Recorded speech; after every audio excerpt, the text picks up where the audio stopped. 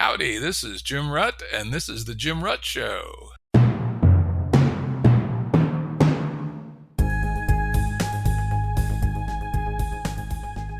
This is a Currents episode. Currents are shorter and less heavily produced than our full-length episodes and generally focus on a single topic.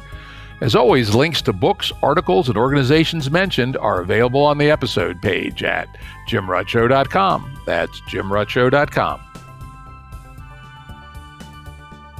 Today we've got some interesting guests. We have J.F. Martel, who is a writer and podcaster. He writes on art, culture, religion, and philosophy. He's got a website at reclaimingart.com, and he's got a book called Reclaiming Art in the Age of Artifice. And we're going to be talking about that concept some today.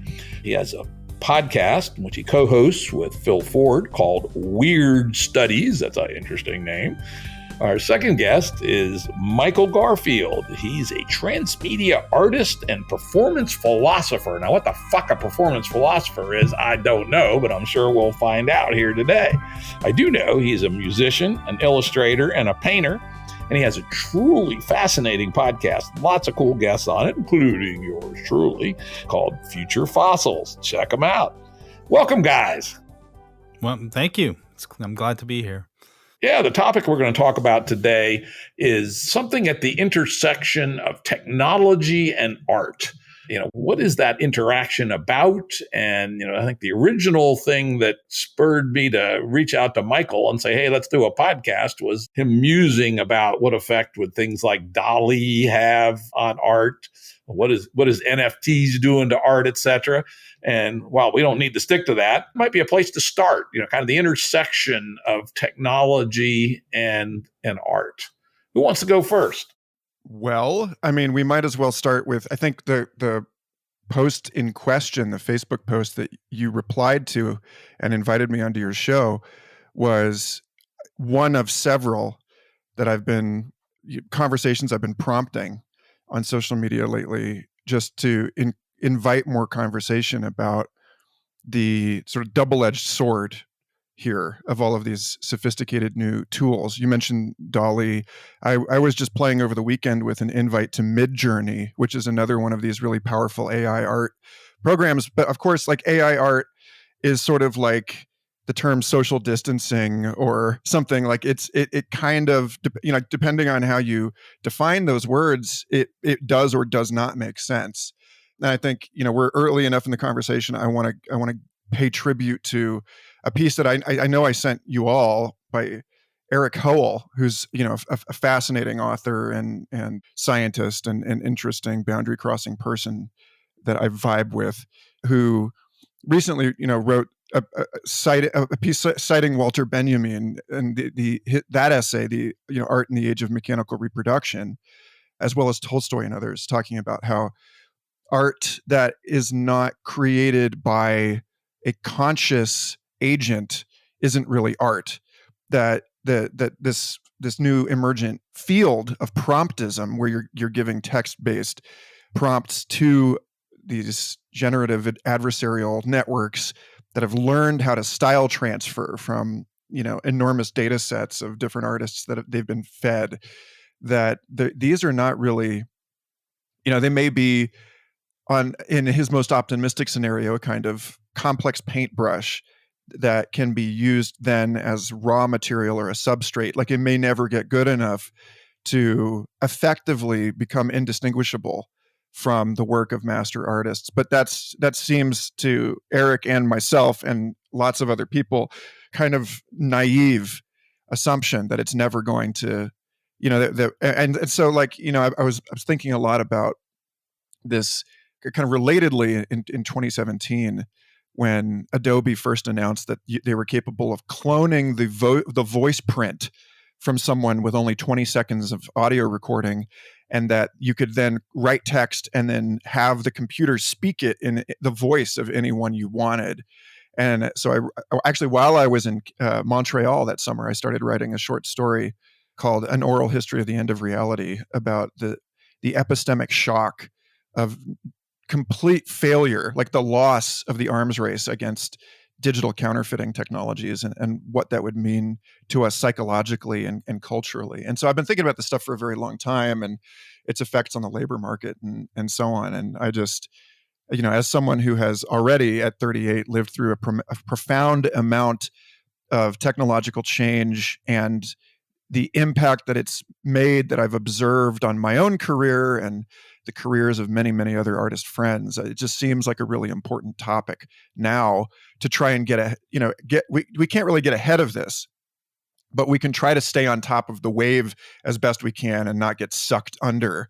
And the question of how these technologies are not only changing the way that we do business with one another, the way that we express ourselves, but also the way that we understand the self, the way that we understand what it is that humans are good at, like what it is we uniquely do, if we do anything uniquely, and that itself is an interesting question. So yeah, that's kind of the bundle of ideas that I've been trying to juggle and explore in discourse with people. Yeah, well, very obviously interesting and timely. J.F., what do you have to say about all this? Well, I actually joined the Midjourney Discord last night, so I got to experiment with this this newfangled AI that's able to generate what to me looked like genuine works of art of varying levels of quality. But the point is, some of them were actually quite striking and haunting. So I did get the sense that this thing was generating art. But then, of course, the question is, what is art? And how we define the term will have a huge part to play in whether we ultimately decide that what computer software or neural network can generate is art or not. And I'm really reading this whole kind of historical moment, this emergence of the AI artist, as an indicator of where we're at epistemologically in our culture, how we think of ourselves and our relationship to reality, what we think consciousness is and where its locus is. All these questions that are metaphysical and extremely, of course, extremely complex and very ancient questions play into this discussion, I think. And ultimately, also, I think that one of the most urgent aspects of the problem have to do with economics, politics, and power. How do these systems co-opt, to use a word from Jim's generation, how do these systems co-opt certain processes which were at one point owned by the human, that they came from the human, and suddenly we're seeing machines do what we thought only we could do. It's a bit, reminiscent of the moment where Deep Blue beat Garry Kasparov at chess, right? It kind of occasions a kind of existential crisis where we have to rethink certain assumptions we had about what constitutes the human and what constitutes human creative activity. Yeah.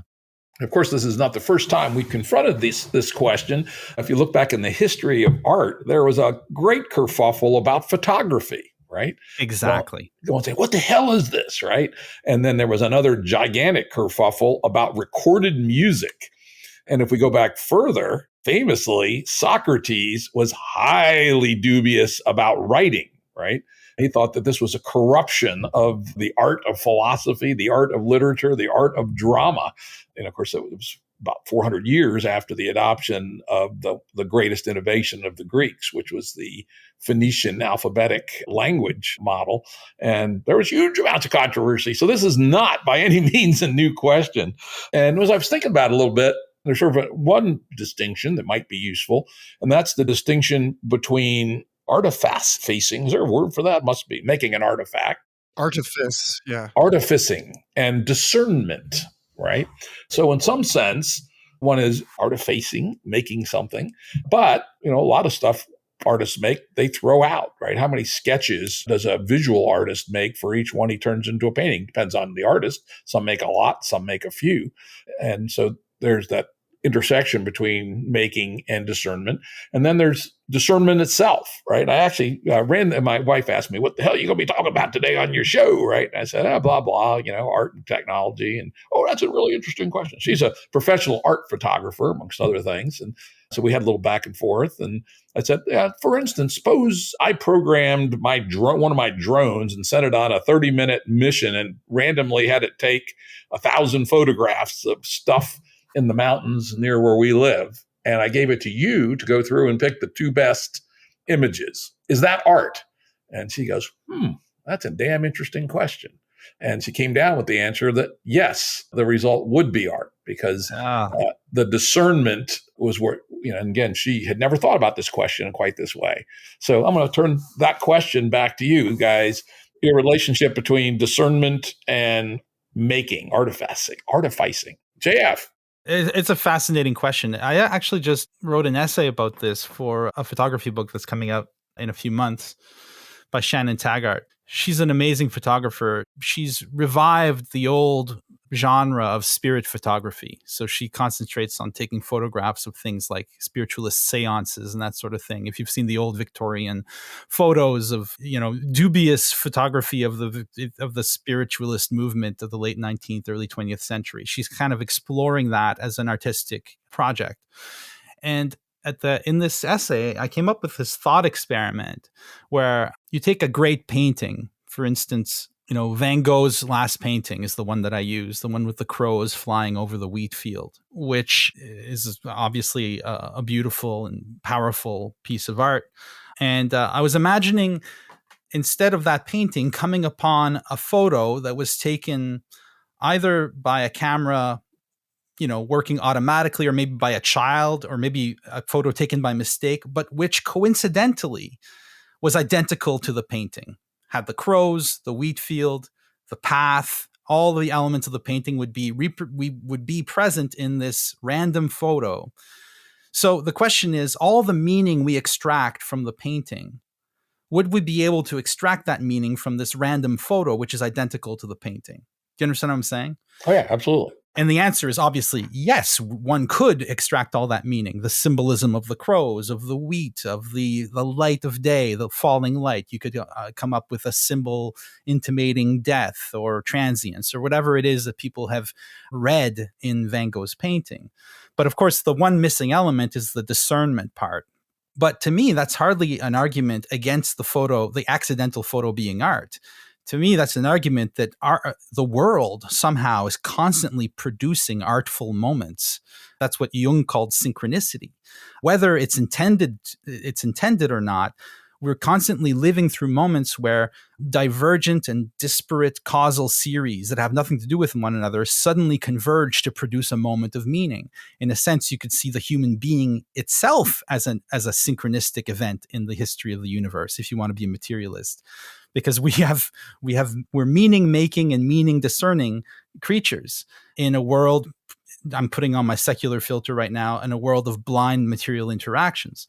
So that the AI might be able to generate art, and that the AI might even be able to discern to a certain extent based on art theory as we know it, because no doubt these algorithms include commands that ensure that what comes out of the AI will respect certain traditional rules of composition and stuff. Well, then, yes, all that is possible, not because robots are natural artists, but because the world as such has a weird tendency to produce meaning-making and meaningful events, strangely. So to me, I was looking at this Midjourney, this AI, generate all this imagery. And what I was seeing, the closest analog to what I was seeing was dreaming, this constant generation of meaningful, if sometimes absurd, imagery out of this kind of imaginal depth that contains perhaps in a sense all possible imagery. We seem to have given material form to the dreaming, to the act of dreaming. And that's something important, I think. It's something meaningful. But when it comes to art, we really have to have a careful discussion about what we mean by art in that sense. So does that put you down on the side of discernment, as, in other words, the computer might generate a bunch of stuff that adheres to artistic traditions and statistical similarities about color balance and things of that sort, but it's not art until somebody says this is meaningful and tags it? Yeah. Yeah, well, the real question, and I'll throw the ball to Michael here. The real question ultimately is: we can create an AI artist? Could we create an AI art critic? Could we create an AI art appreciator? That's the real question. And of course, in the AI world, we have this idea of generative adversarial networks, the idea where you have one that creates and the other that criticizes or attacks, right? Yeah, and that's built into the process, right? Yeah, exactly. And Yeah. they get better. And of course, you need a scorer. So, for instance, you'd still have to get some humans in the loop to say, this is good, this is bad. But eventually, you could train up that critic to be better, probably, than a crowdsourced mechanical Turk evaluation, at least. And does that mean he's an actual critic, that particular neural net? It's a very interesting question. Well, I mean, it's a recursive sort of endless regression. I mean, because then you say, okay, we've trained these GANs to create and to critique one another, and again, that speaks to the arms race between counterfeiting and forensics analysis. And then you have, we need a human on the loop to evaluate the performance of those opposing networks, and then when you say, okay, but it may be better than a human critic, we get back to, I mean, it's a constant return to this question of, well, who's determining that it's better? And JF, it's funny that you bring up the AI art critic, because in fact, I recently did see a project that was trying to train AI to create automated product reviews for products that, of course, the machine has never actually directly experienced. So, I mean, that's a very interesting and surreal path that we're on. I just want to note, because I was thinking quite a bit about the process of art criticism when you brought up discernment, and I was reminded of this passage from The Power of Myth, where Joseph Campbell says, I'll just read this quote real quick. "In India, I have seen a red ring put around a stone, and then the stone becomes regarded as an incarnation of the mystery. Usually you think of things in practical terms, but you could think of anything in terms of its mystery. For example, this is a watch, but it is also a thing in being. You could put it down, draw a ring around it, and regard it in that dimension. That is the point of what is called consecration." That's The Power of Myth, page 74. And of course, the ritualizing, the consecration. I know that, JF, you and Phil have talked about this in terms of the magic circle created by a boxing ring, or by the suspension of disbelief that one performatively and ritually engages in when you enter a cinema house. That there are these spaces, and we organize our lives episodically by moving through space from one place into a different place, and that is how we decide to treat one situation with a separate set of rules. We enter this conversation with a kind of an implicit understanding of what it means to be in the ring with one another as conversants here. And so when it comes to this question of discernment, I think this whole thing is very. I'm glad you said a human on the loop, Jim, because the whole thing really is quite synonymous with the question of automated weaponry and drone strikes. And then, is there someone in a sophisticated military arcade somewhere in the United States that's approving and denying requests by the drone to actually fire its weaponry? Or is the drone acting autonomously? And if it is, then who's responsible? Like, one of the most interesting art projects I've ever seen with AI is, I'd have to take a moment and look it up, and but it was a machine it was like a robot that was installed in an art museum and was using cryptocurrency to order illegal drugs over the dark web and have the drugs mailed to the museum. And the project was all about who's accountable for this illicit drug purchase, right? Like my robot bought drugs. And this is the problem that I think we're generally facing with society now, where, if as it happens, the order of the first and second search result in when you ask Google for information on a political candidate can swing an election up to 25%. And so these search companies are, at least in theory, capable of rigging an election in such a way that when they're found out for having this kind of influence, they can basically punt the blame to a rogue employee who can be washed out of the company. And the question of who actually was responsible for that algorithm becomes this sort of, vertiginous mystery. And so, yeah, again, I just think, there's this relationship between the question of the modern self, like I am choosing to author my own value systems, I am making decisions, and this sort of postmodern algorithmic self that people like Yuval Harari have said is the new religion of Silicon Valley, which is that I'm just a collection of automata. I'm just a set of algorithms interacting with one another, and that there really is no free will through that lens. There is no agency. And so in that sense, there's, we have to take a much more nuanced stance on, what do we even mean by discernment? I don't know. There's a lot of different threads there. Yeah. Let me throw back a couple items. One, I just like to point out this because I think it's so funny and scary at the same time. We talk about the AIs and their coupling with humanity. What's the strongest current coupling with AI? I think it's one people don't even think about. It's the algorithms and the dating apps, right? It's literally controlling evolution at this point. If that is now the number one way people meet, which I believe the statistics say that it is, some AI trained up on something for some purpose that probably has nothing to do with anything other than making money is now driving the evolution of the human race. Isn't that interesting, right? And it's probably a really stupid AI, but nonetheless, it's deeply coupled to who our civilization is going to be. Now, back to, people never think about that one, but the AIs are already controlling our evolution. God damn it, motherfucker, right? The singularity has come and gone. It's come and gone, exactly. I've seen that argument. Now, the next one is about this idea of discernment, and I like your example of the red ribbon wrapped around a rock or something. And, this is the idea of found art, like classically described in art history books, Duchamp and his toilet, right? That's a good example. There's been many of them since then.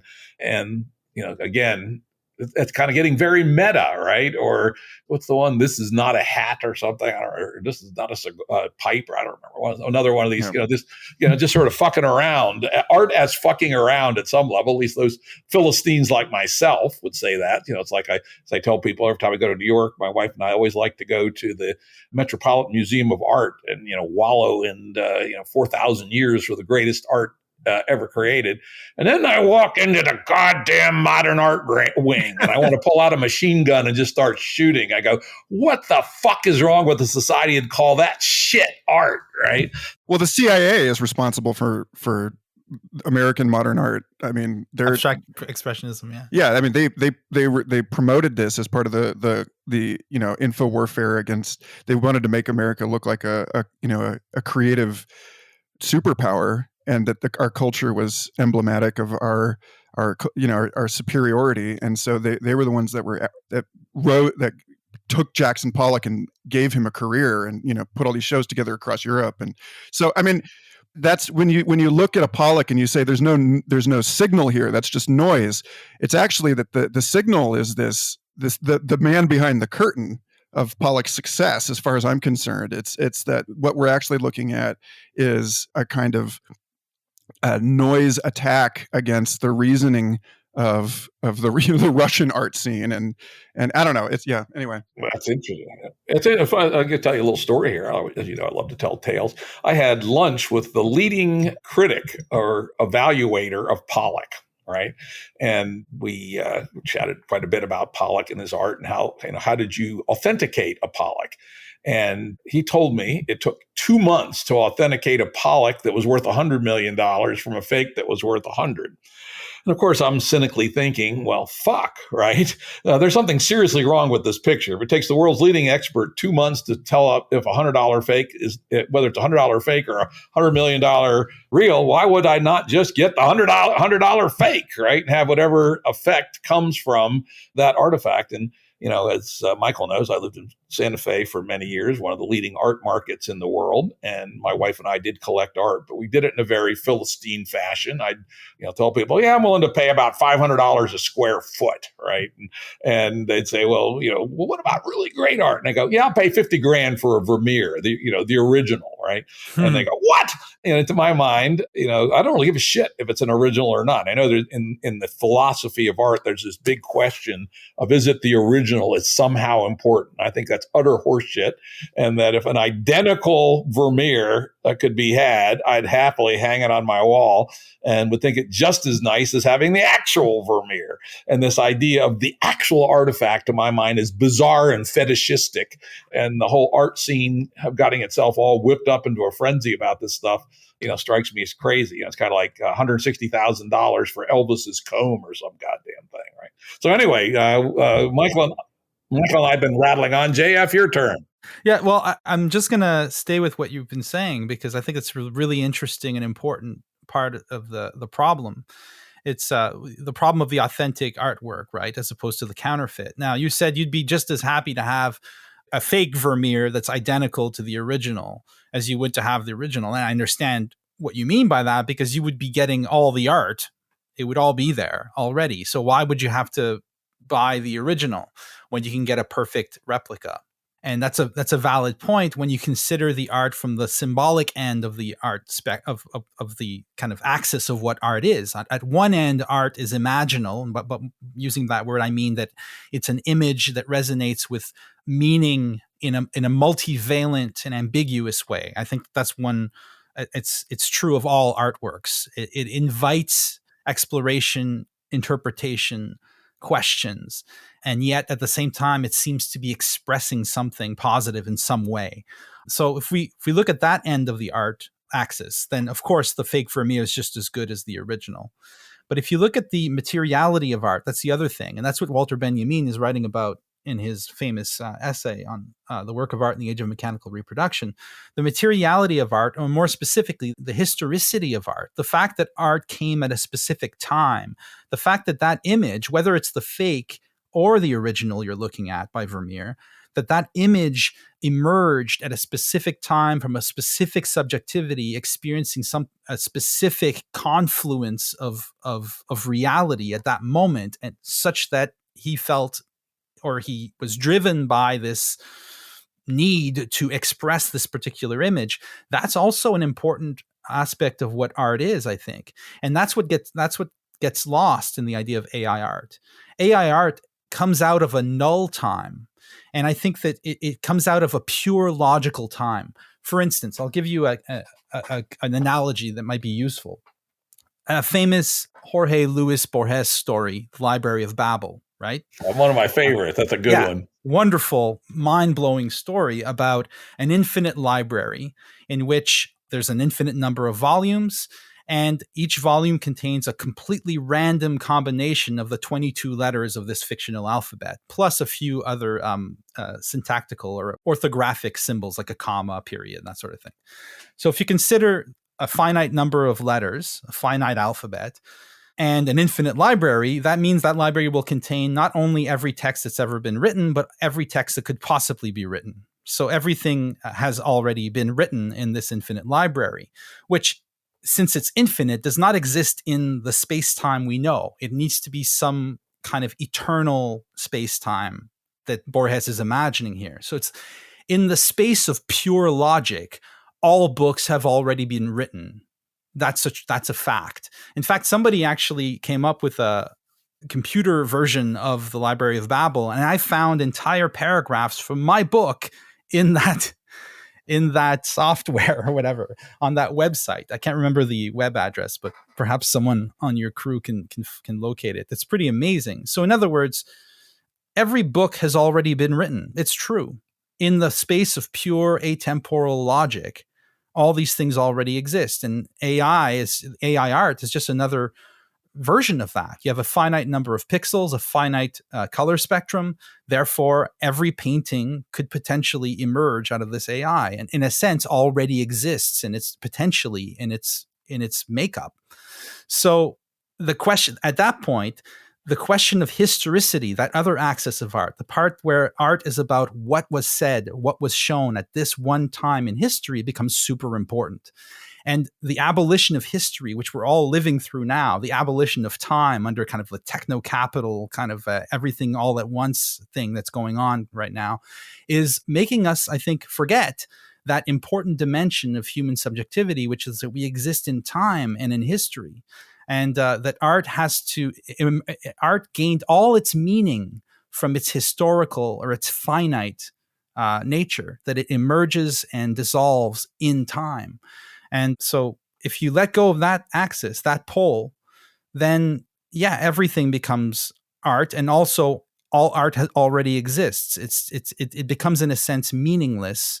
Yeah, I don't know. Yeah, I'm going to push back on, because this is one of my favorite topics that I hate is fucking infinity, right? You can go down a rat hole of fuckery once you bring infinity in. And fortunately, as far as we can tell, we do not live in an infinite universe. And if I could put on a wager that would be paid off in 1 billion years on the fact that we can prove we don't live in an infinite universe, I'd make the bet, right? Because you get into all kinds of fucked up situations once you allow an infinite universe. My favorite being Boltzmann brains. Right? A Boltzmann brain is a brain that spontaneously emerges from quantum fluctuations that's sufficiently powerful to simulate anything you want, including, say, our total visual universe, right? Our 13 billion light year radius universe.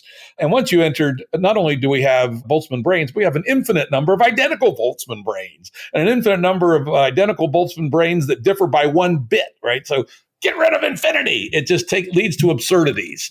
And then I would also say, very importantly, that even within the finite world, the number of possibilities is so large that you have to bring in things like historicity and discernment. For instance, and this is in a very interesting and basic idea from integrated information theory, a very simple artistic frame, a 1,000 by 1,000 black and white screen has 2 to the million possible patterns on it. 2 to the million is way more than the number of fundamental particles in the universe. Way more, right? And that's just on this very simplest artifact. And of course, if you just start generating static, most of it would look like static on the screen. Almost all of it would be static. And this, goes to basically the Boltzmann's laws of thermodynamics, right? Which is disorder is vastly more common than order. However, if you let that random number generate long enough, you'd eventually get a picture of Abraham Lincoln. Eventually you get a picture of me. Eventually you get a picture of somebody signing, "I love you" in cursive. And so the argument from combinatorics, I think, is very misleading. And then I think that brings us. I agree with you. It brings us back in a very strong way to your argument for context and historicity. Right. And if it's going to be human art, then tied to something human.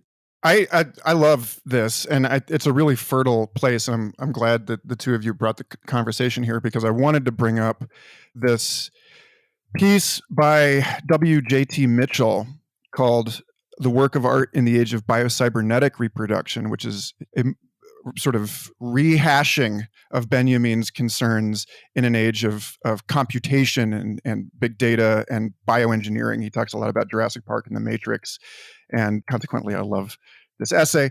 And he says in this essay, reproduction means something quite different now, when the central issues of technology are no longer mass production of commodities or mass reproduction of images, but the reproductive processes of the biological sciences. What does it mean when the object on the assembly line is no longer a mechanism, but an engineered organism? And for me, this is where the rubber really hits the road, because what the question for me of this reproducibility is a question of the Matrix. It's a question of Leeloo Dallas being 3D printed in a machine in The Fifth Element.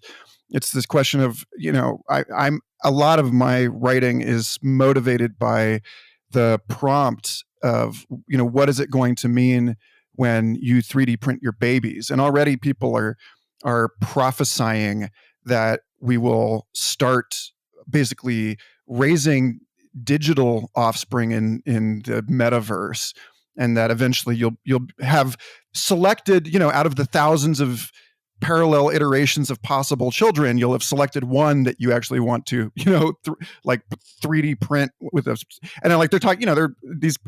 I don't know what to make of this kind of futurism. It seems relatively appropriated by really strange venture interests.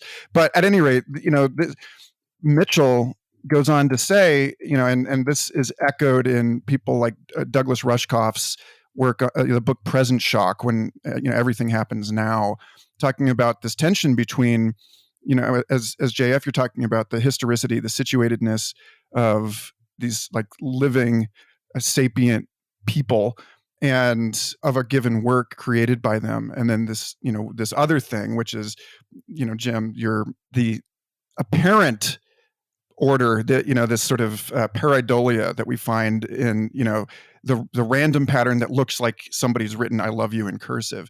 And Mitchell says later in this essay, my own view is that the present is, in a very real sense, even more remote from our understanding than it was at the time of Benjamin and Picasso and Lenin, and that we need a paleontology of the present, a rethinking of our condition in the perspective of deep time, in order to produce a synthesis of the arts and sciences adequate to the challenges that we face.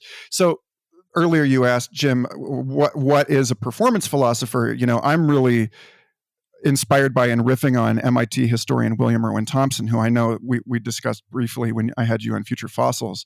And Bill pioneered this mode of communication that he said was appropriate to an age of jazz and complex systems and the global technocratic processes that he called Wissenskunst, or knowledge art, which was a way of cutting across disciplines and looking for patterns in the apparent noise of all of these vast and indeterminate systems. And so when I think about what's required here, Bill also said that novelty emerges into culture first through the crazies, then the artists, then the savants, and then the pedants. So he's putting art upstream, as others do who have noted, the dependence of modern physics on, abstract art and on, cubism and the multi-perspectivalism that's performed through cubism. That something must first be conceived in order then to be quantified and formalized in a scientific theory. And so if we are confusing this sort of driverless process of pattern formation with, again, the process of pattern recognition and sense making, to use an abused term, then I think one of the things in jeopardy here is our ability to navigate the avalanche of collapsed space-time that is set upon us by our digital surround, by all of these technologies that are extending the horizon of prediction and of memory so far into the distance on either side that we lose the ability to make sense of these patterns. And so you have this sort of this tension that I know, Jim, you and I both have spoken about a lot on our shows respectively, between prediction and understanding. And the better we get at predicting things, the worse we get at understanding them. And we can understand things very well, but not be able to use that and leverage that understanding for prediction. And so again, I feel like the machine is a persistent companion with us through all of these historical and quote unquote post-historical moments. But that machine is not just the external machine; it's also the way that the algorithms are embodied in us. And so I think that there has to be a sort of reciprocity there, where on some level, I want the machine to be able to make discriminations. But it gets back. Last thing I'll just stack on this insane yarn ball of ideas is that, I think about I love this paper, The Physical Limits of Communication, where Michael Lockman, Mark Newman, and Chris Moore write in 1999 that a message transmitted with optimal efficiency over a channel of limited bandwidth is indistinguishable from random noise to a receiver who is unfamiliar with the language in which the message is written. So, I mean, they're basically saying, as Edward Snowden did in his conversation with Neil deGrasse Tyson, that we may be, in fact, surrounded by optimally encrypted alien communication that we can't recognize. And so, again, to this question of, what does it mean to live in a world that may, in fact, be more intentional, more artful, more meaningful than we're even capable of understanding? And we recognize it as noise. So, I think, a kind of epistemic humility is required here. But anyway, yeah, that's a lot of different ideas. Lots of cool ideas. I'm just going to hand that one over to J.F. and see what he has to say about all that. Well, I certainly like the emphasis on time and on our experience of time, because I think that's kind of central here, because that's it's kind of the one thing that the machine doesn't have that we get, is a kind of finitude in time. And I agree with your reservations about infinity, Jim. But at the same time, if the concept exists, it'll act in the world and it'll make a difference. Thinking in terms of infinites makes a difference. For instance, like Borges' story. And I mean, I have to say, I typed out a paragraph of my own work and found it in this on this website. So I know that it wouldn't have come up if I hadn't typed it in. That's an important point. It's like it generated it because it's possible. So in a sense, but in another way, in another sense, if we project our minds outside of time, then we lose the finite, right? So we have to bring this whole discussion back into, I think, the finite. I'll just kind of move the goalposts a bit here. Let's say that this AI, let's say that Midjourney had been somehow invented in 1930 instead of 2021 or 22. And in 1930, they got it going, and then it started to produce like pre-Raphaelite paintings and impressionist paintings, and people were like, wow. But then all of a sudden, if it started to bring forth Jackson Pollock's and abstract expressionism, or if you dial it back a bit, go even further back, like Cubism, or all of a sudden we'd be like, this AI doesn't work. But regardless of your personal feelings about modern art, I think that at least modern art is actually quite striking and quite meaningful in some ways, and engages in a dialogue that goes back, and it engages with the tradition that goes all the way back to all the beautiful figurative painting that came before it. The people at that time, the discernment would not be available. We would think that the program had failed to produce art. In other words, art to me seems to be really about what the new might be, what might come next, where things might go. Like the classical art of Rome could not have looked at that art and predicted the iconography of a Christianized Eastern Rome, right?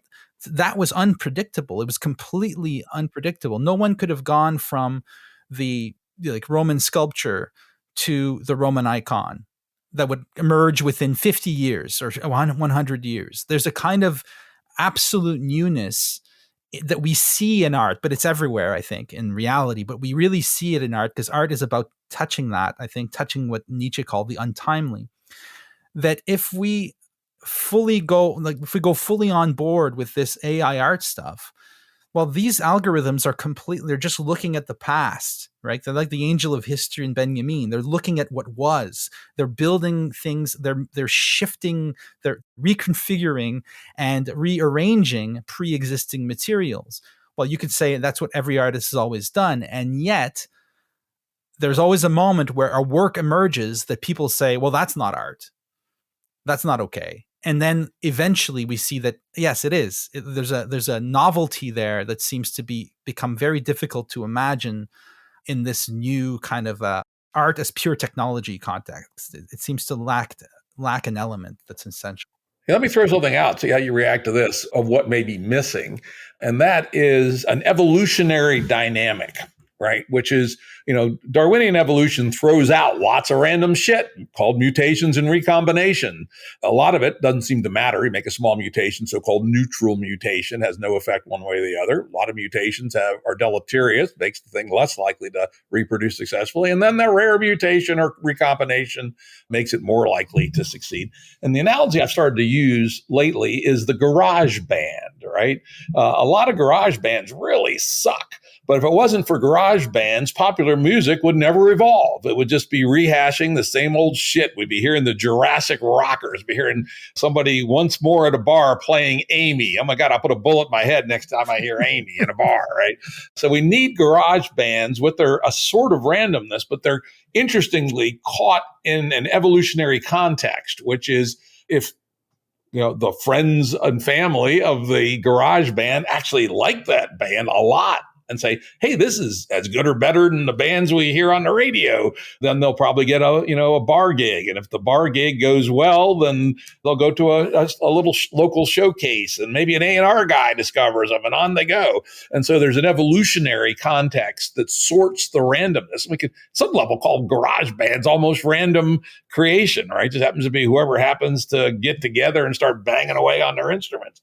But it's the dynamic, it's the evolutionary context which sorts and curates in some community sense, which allows popular music to move forward. I suspect something similar, I don't understand the dynamics as well in the art scene, but something similar must happen in the art scene that steers in some collective co-evolutionary context in towards a future.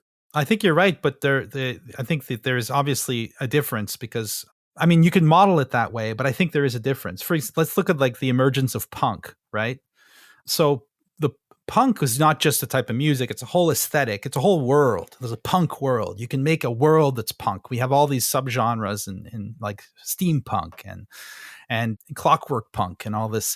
There's something about the punk that it has a kind of essence to it, and it emerged suddenly in the early 70s. Well, it emerged out of materials that were definitively and definitely not punk. In fact, it emerges partly as a reaction to those things, but it brings in a whole aesthetic, and it also takes up and transforms that which came before it. So you'll have the Ramones writing songs that sound a lot like Beach Boys songs or the early 60s songs, but in this new idiom of punk. But a whole new set of possibilities become possible in punk, right? So the sudden emergence of the new in art and culture is, I don't know, it's more Laplacian, is that the word I'm looking for, than Darwinian? Is it Laplace? I keep forgetting the other guy's name. It's more Bergsonian, if you're speaking philosophically, Bergson, of the sudden emergence of a qualitatively new situation that simply could not have been predicted before it emerged.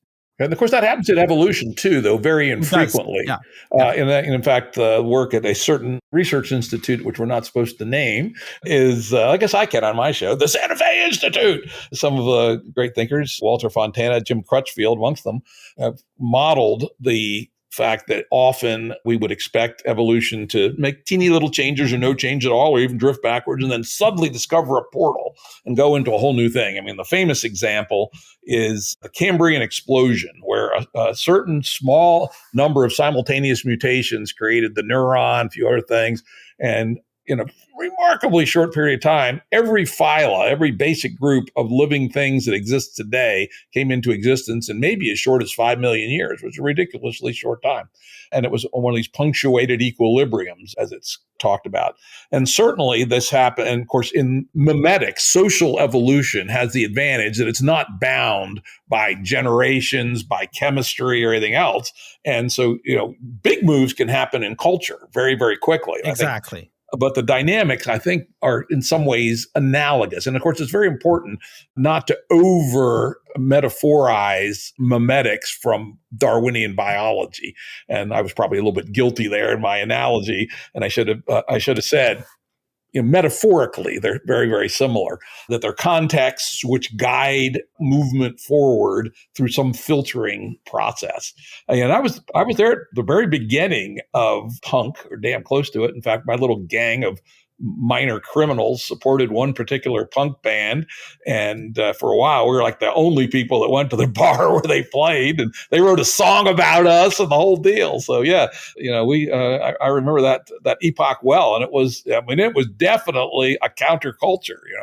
We were that and we were not this, and it emerged almost instantaneously. So that's an interesting example. So there's a punk reading of Darwin that's completely different from like a 60s pop reading of Darwin, is what I mean. It doesn't just change the way it's kind of a seismic change, a genre. I mean, I'm a Gen Xer, so I remember being in high school, it was very important which crew you ran with, right?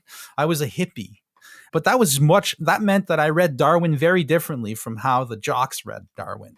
So or the Ayn Randians, right? The Ayn Randians would have had a very different read on Darwin. Exactly. So it's like how we interpret, how we discern. And so an AI that would be capable of true discernment would have to be able to change change the criterion of its discernment, change the very foundation on which it performs a discerning act. This was something that humans seem to be able to do, that perhaps machines can do it. But in that case, machines would become very much like humans. Yeah, let me scare you a little bit. I had a podcast, one of my favorite thinkers, a guy named Ken Stanley. He's a leader in neuroevolution, but he also wrote a very cool book on open-ended discovery algorithmically called Why Greatness Cannot Be Planned. And the book is basically a broad attack on optimization. And he and his collaborators have come up with a number of technological ways to do things like explore for novelty. He makes a big point. We're not optimizing on novelty, we're exploring on novelty. He calls it open-ended search. And he gives lots of very clever examples of people working in this field. So there are people now who are now thinking outside the box and not using the traditional, okay, let's take the world's history of art and compress it into one giant neural net and have it generate art on demand, right? Kind of the DALL-E or the Midjourney approach, but rather, sort of inform itself and work with itself and generate new and novel things. And so there are definitely people working on, and they make the point that these transitions can occur very rapidly. Once it kind of gets some new attractor, it goes from, state A, let's say generating, Dixieland jazz to generating early 50s hot jazz, which are like, yes, they're sort of the same instruments, but they're so entirely different from an aesthetic sense, they're hard to even see how they're related.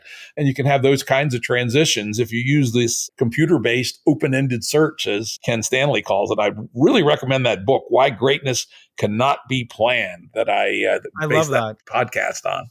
It doesn't really scare me, because that's exactly what you were just saying about evolution, right? You'll have these spontaneous punctual jumps and leaps, and nature's capable of that. And if we just see these algorithms as extensions of nature, respecting the same fundamental laws, we would expect the same spontaneity given a flexible, malleable, and creative enough system. You would expect that sort of thing to happen. And I think that if we feel threatened by that, we're doomed as humans. We have to give nature a lot of things that we used to reserve for ourselves.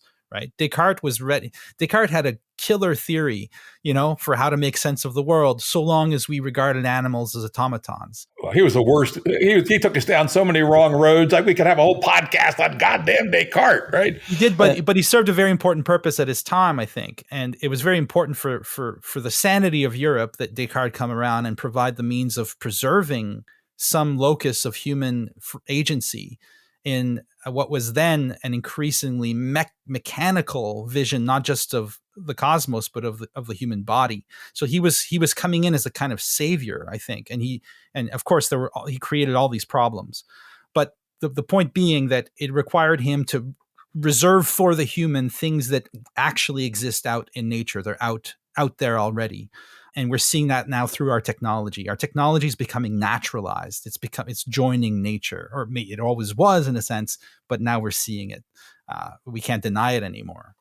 Yeah, very, very good. Very true, actually. Yeah, we could I could rant about Descartes for hours, but if you really want to hear me rant, mention Descartes and Rousseau in the same sentence, and my head will explode.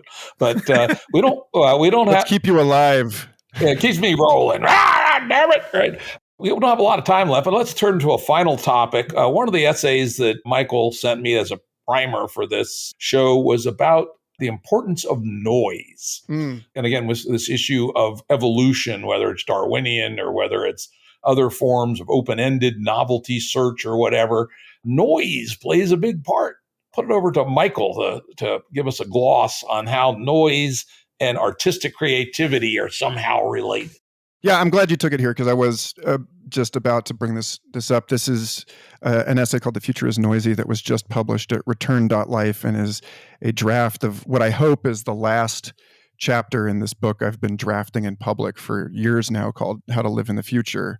And this piece, again, it really just it's not a huge jump in topics really from what we've been discussing here, because so much of what the two of you have just been talking about has to do with this question of the ways that machines do or do not utilize noise the way that biological systems utilize noise, at least yet. And some people working in machine learning now do. I mean, there's an entire discipline called reservoir computing, where Michel Gervon gave a great talk about this a few years ago. That's available to look up on YouTube, in which I think it's called "Harnessing the Unpredictable." It's a community lecture you can find. But at any rate, the talk was about how predicting these famously chaotic and indeterminate systems like weather, that process is improved by not just training the neural network on the past behavior of that system, but injecting noise into the algorithm to keep it from overfitting to its training data.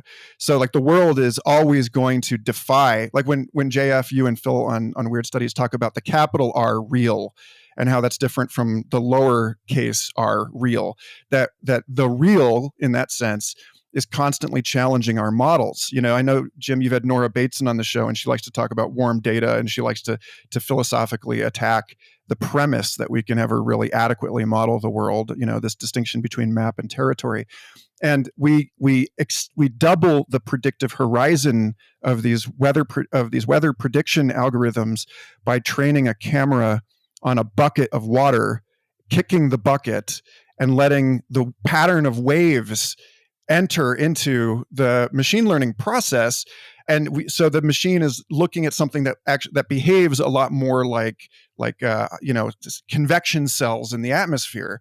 And this is something that is done a lot. I talk in the essay about Andreas Wagner and his work on evolution, and the way that the sort of the adaptive fitness landscape across which organisms are always moving, where you're trying to optimize, but of course the landscape itself is so turbulent, and what is easy and what is hard is always changing, and it's a an uncountably many dimensional kind of thing that we're describing here. But that when you talk about challenging optimization, I think about, and in this essay we talk about play, and the way that play is the way that organisms who can only imperfectly inherit information about the environment through their genetic lineage are then able to fine-tune their instincts and their expectations and so on for an environment that's different from the environment of their parents.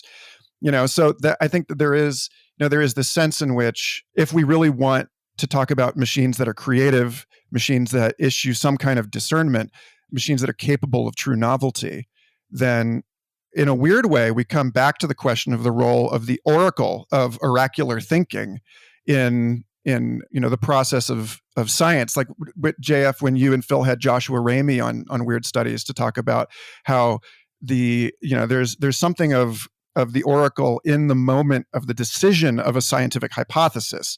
The rest of the thing is all very rational, but choosing what question to pursue or what question not to pursue is a moment that revolutionary scientists down the table always attribute to a flash of inspiration that they got after taking a walk or a shower or a nap. And it's not, in some way, the way that we navigate the fitness landscape of possible fruitful scientific questions or investment decisions or whatever invites the irrational, invites noise back into the rational process. And so, this is, that's what, that's where I see this really figuring here. Very good. Yeah. Then obviously in the scientific process, that leap of hypothesis formation is a classic example. We're over our time, but that's all right. It's been a fun conversation. I'm going to turn it over to JF for some final thoughts on these themes or whatever else. Well, geez, I feel like we just touched the surface, obviously, of all the issues involved here. We didn't talk about NFTs and the other business. Fucking stupid ass topic, in my opinion, but that's all right. We didn't talk about technological unemployability, right? Which that's I think is a key that, piece here. Yeah, the way that this pushes the human again to the periphery and seems to. So there's all kinds of dangers involved here, but we have to remember, I think Heidegger was right. The great danger of technology contains what he called a saving power. We have to see what the affordances are here and renegotiate our situation. The problem is that in our culture of absolute distraction, and I think that distraction is more than just a moment-to-moment problem. There's a metaphysical issue here going on with how time is running away with us, and almost like a severing of some tether that tied us to time that's happened.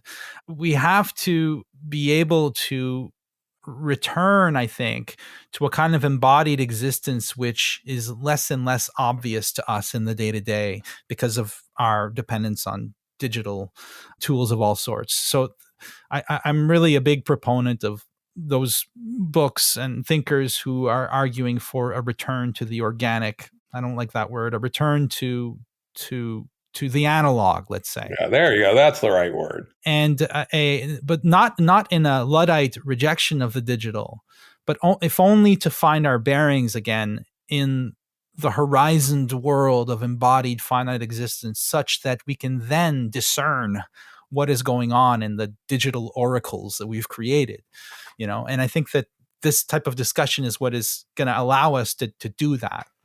Yeah, I absolutely agree. It's one of the reasons I live in the mountains of Appalachia, not in Silicon Valley. I don't want to be surrounded by all that goddamn conventional wisdom. It's also why I used to take 6 months of sabbatical from social media each year. This year, I ratcheted up to 9 months, right? Wow. Listening to people started April 1st and will run through January 1st, 2023. Listening to just that shit, blah, blah, blah, blah, blah, blah, blah. The war for our attention is just not good for doing serious thinking. God damn it, right? It's not. So anyway, gentlemen, this has been a wonderful conversation. And as you both indicated, we just tipped our little pinky into a very deep pool here. And it might be fun to have you guys back and continue this discussion at some point. So J.F. Martel and Michael Garfield, thank you very much for appearance on the Jim Rutt Show. Thank you, Jim. Audio production and editing by Andrew Blevins Productions. Music by Tom Muller at modernspacemusic.com.